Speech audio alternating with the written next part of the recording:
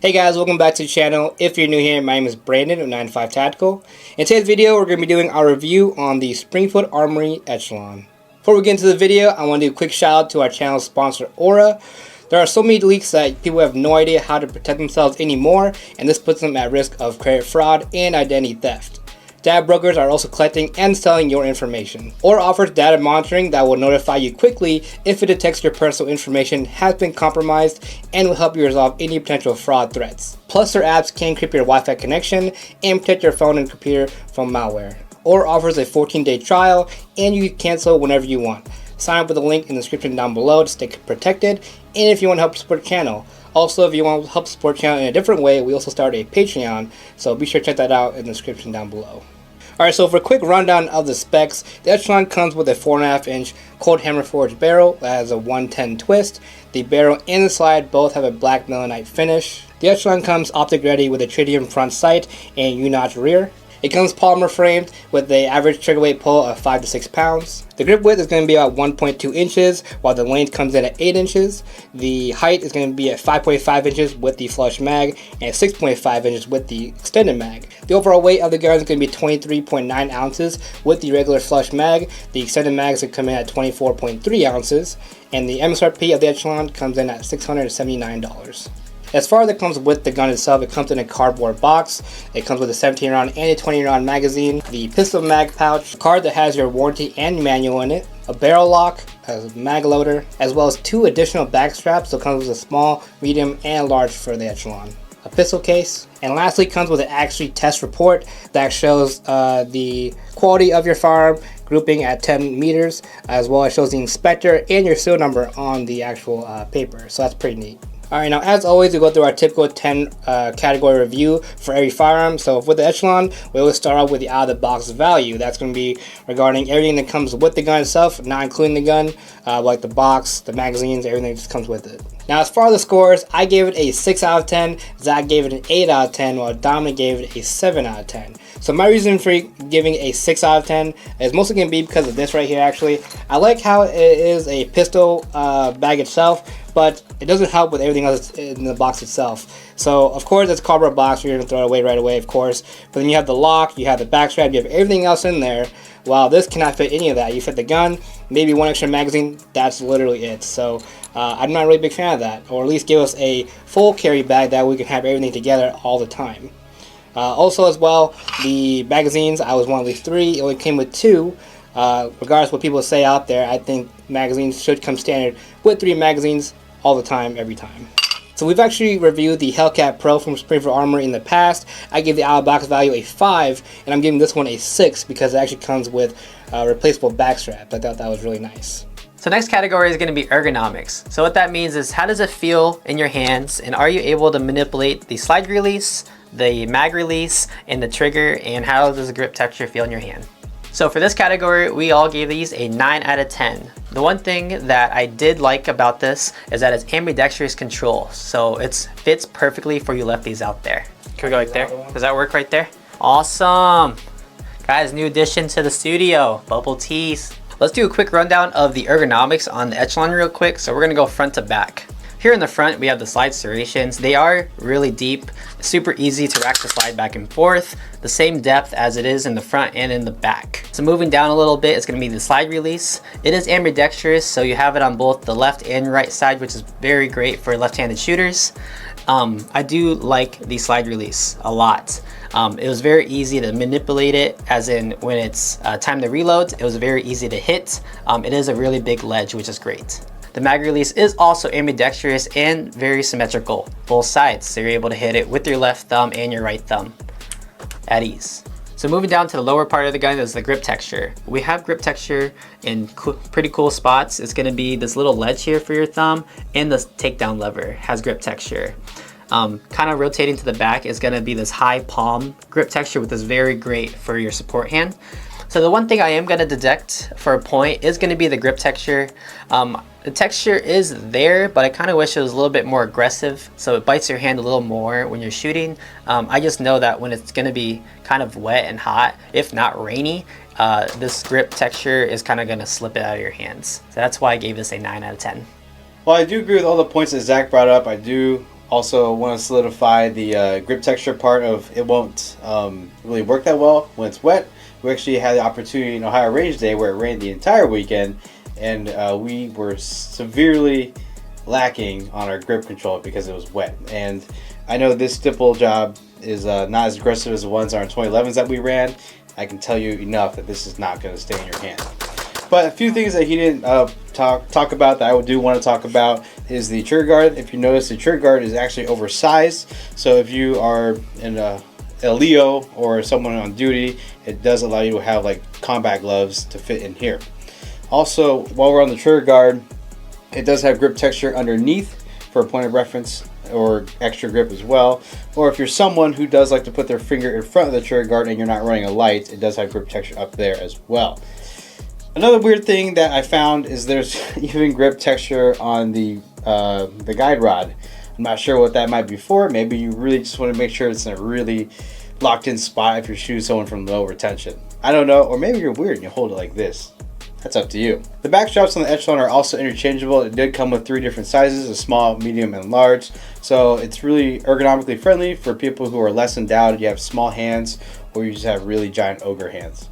But yeah, those are just a few things I wanted to point out that was not covered. The next category we have is the trigger. I think this is one of the most important parts of a handgun other than how it fits in your hand, because if a trigger sucks out of the box, it will turn people away a lot. So I really think a good trigger right out of the box is important. Plus, you don't want to decrease the reliability of having to swap an aftermarket trigger in a gun. So for this category, I gave it an 8. Zach and Brand gave it a 9. Now, why is my score a little bit lower? I do agree with all their points. The brakes at the rear, 90 degrees, relatively short trigger reset, allowing for faster and easier follow-up shots. But where I do lose a few points is, in my opinion, I think out of the box it is a bit heavier than it needs to be, as well as the brake isn't really a crisp brake, it's more of a rolling style brake. So it does have a little bit of mushiness and creep upon braking the trigger. So that is why I have my score just a little bit lower than the rest of the guys. In typical Springfield Armory fashion, out of the box, the Echelon trigger is a little bit on the heavy side. They kind of do that for all their products, just to make sure the intention is clear when you have to pull that trigger. One thing I noticed though, they have the blade safety trigger. I normally don't like blade safety triggers. It's because whenever I put my trigger finger a little on the high side, it tends to lock up. Luckily for this one, I actually had 0 issues with it whatsoever. I gave it a 9, which is one score higher than Dominic's, because I think after the 1,000 rounds, it didn't feel as heavy anymore. I noticed that it actually broke down quite a bit. It honestly feels more around that 4.5, maybe 5 pound weight that I thought turned out really good. I mean, most mushiness, the creep kind of got worn out as time went on. The only thing I gave it a point off was I do prefer a clean brake. This is definitely more of a rolling brake.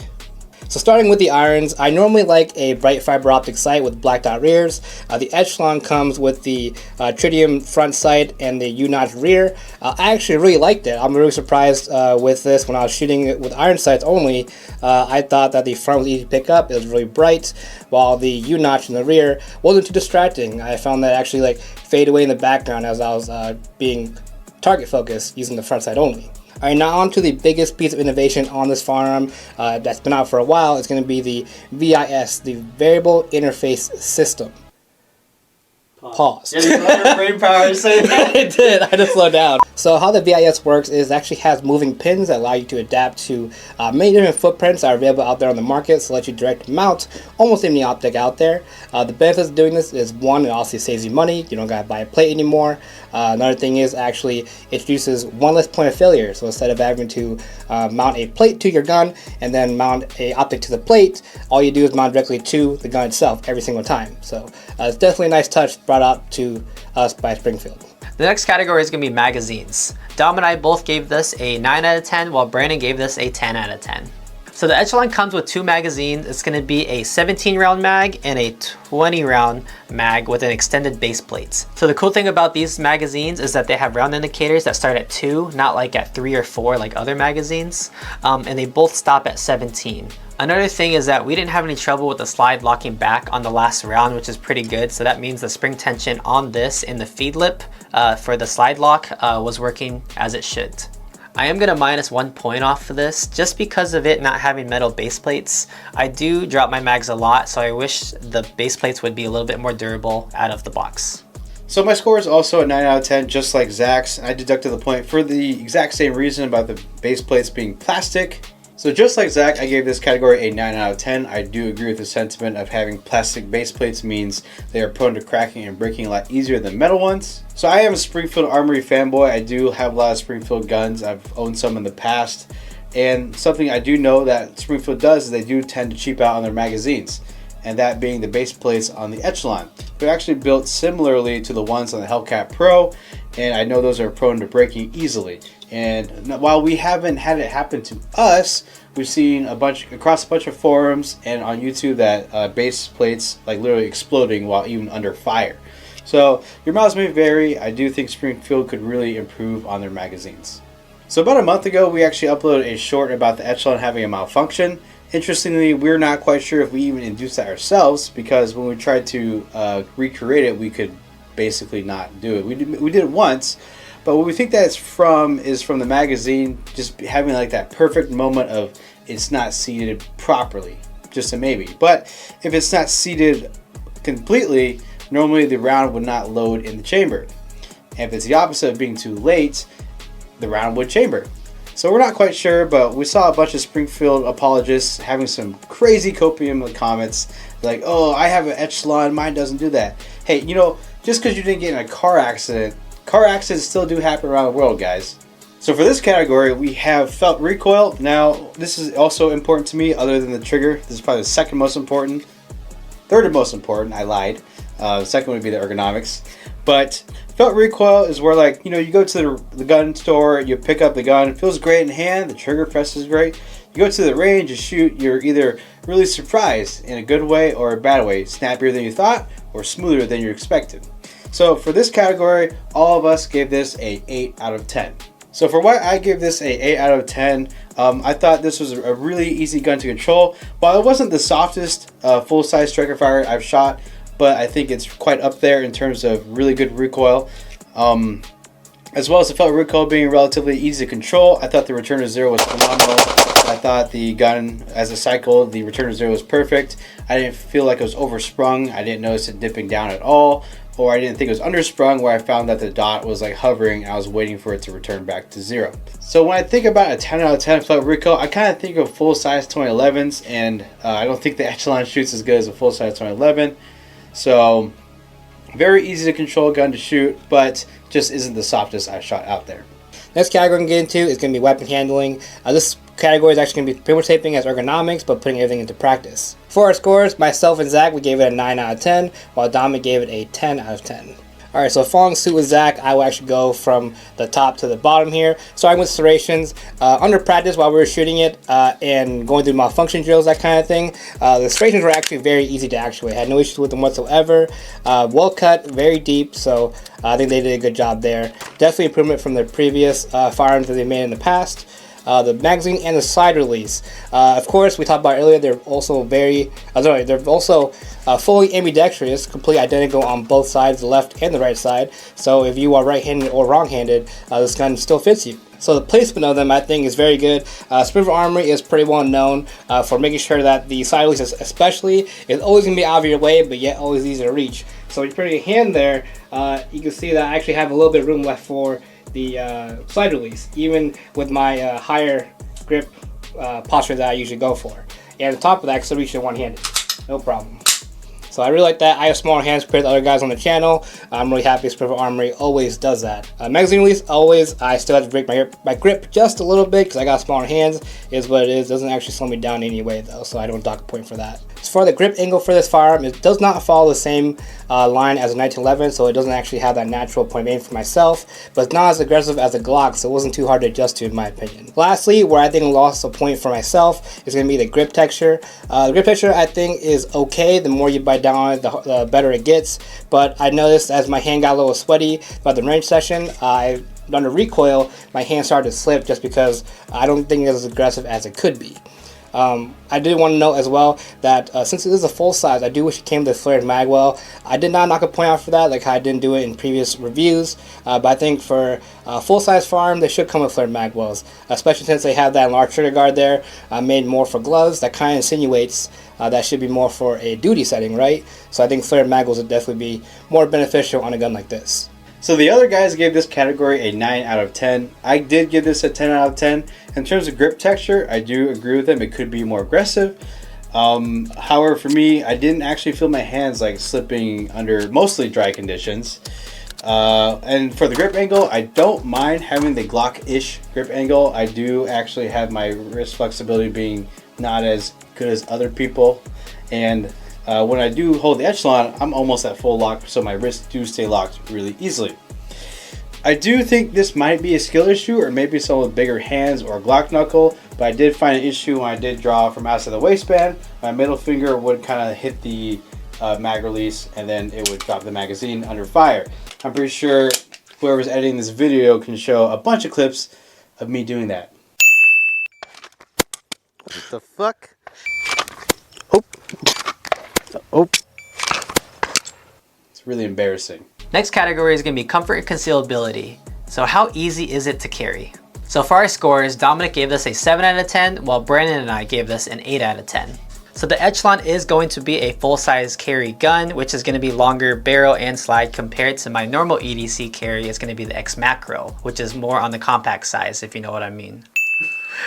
So I do like the Echelon of how rounded the edges are, especially the beaver tail area. So when you're bending and you have this appendix carry and you're bending over, your jelly fat isn't mushing over the backside of the guns and it's going to be stabbing you. So it's very smooth. I like how smooth the grip texture is. It's not going to be rubbing against your skin, giving you a bad rash. Another thing is that it doesn't have a flared mag well, which is nice just because it keeps it a slimmer profile, being able to carry it and make concealing a lot easier. So of course I gave the score an 8 out of 10. Main reason being actually is because it is a full-size gun. I mean, compared to compact size, I would prefer probably a shorter barrel as well as a shorter grip for an everyday carry setup. Just to make more comfortable for myself. But the reason why I still gave it an 8 is because of the full-size pick rail here that you can actually mount any size weapon light out there on the market. So if you want to go from a Surefire X300 all the way down to a TLR7 sub, you have the option. It's right there. So I think that's pretty nice. Well, the other guys gave this category a 8 out of 10. I did give this one a 7 out of 10. Reason for that is my body type is a bit different. While I am taller than the rest of the guys overall, I do have the shortest body. What does that mean for me? So with the Echelon size, even though it even though it has rounded off edges and the base plate is rather flat, it does sit like up here with me.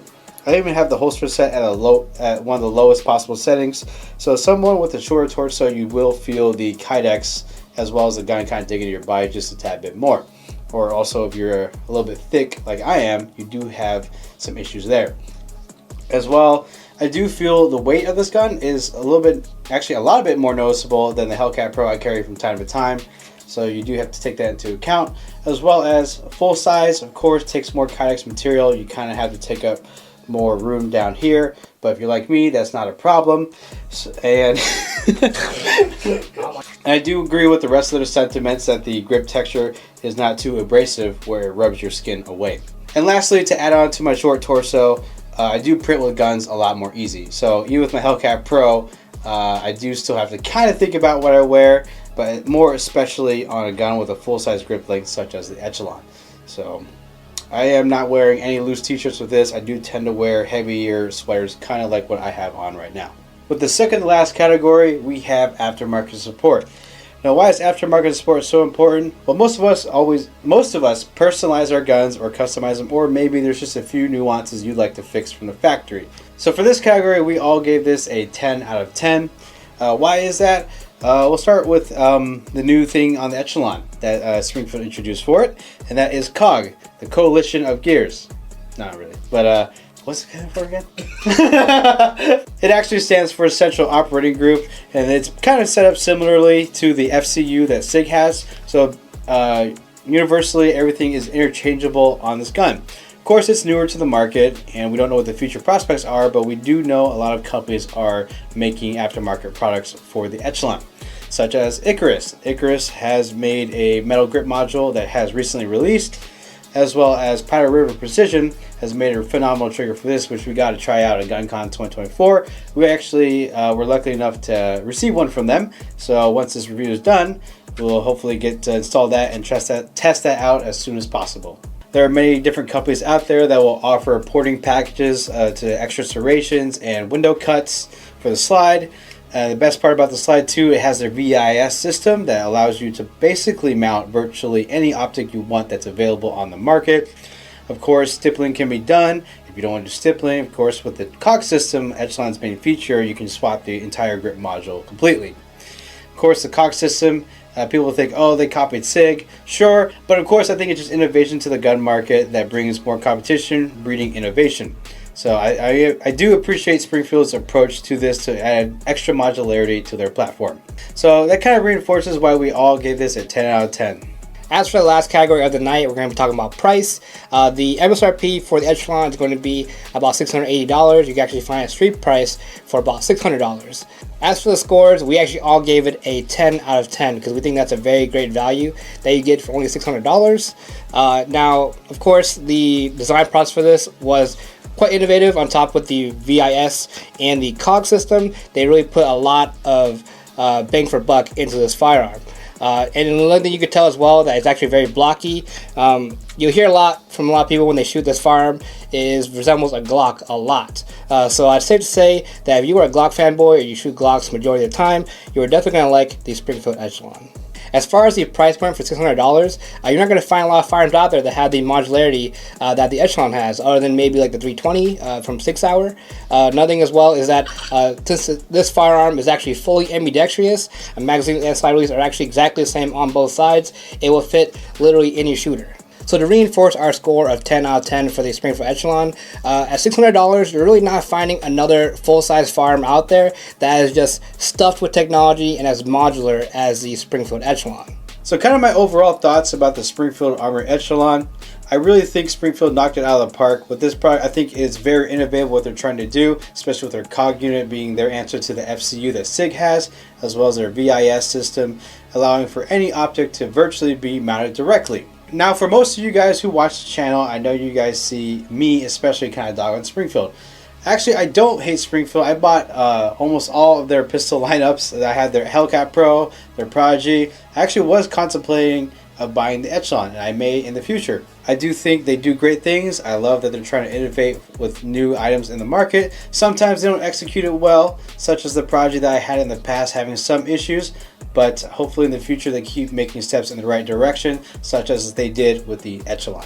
Now to end the review, of course, we go through over all our scores. So I gave it an 89, Dominic gave it an 88, and Zach gave it a 90, bringing our overall combined score of 89 points for the Springfield Echelon. If you've made this far, I want to thank you for watching. If you want to help support the channel, please check out the Patreon in the link in the description down below. Don't forget to like, share, and subscribe. Hit that bell notification to stay up to date with our content. Make new videos every single week. And with that, we'll see you in the next one.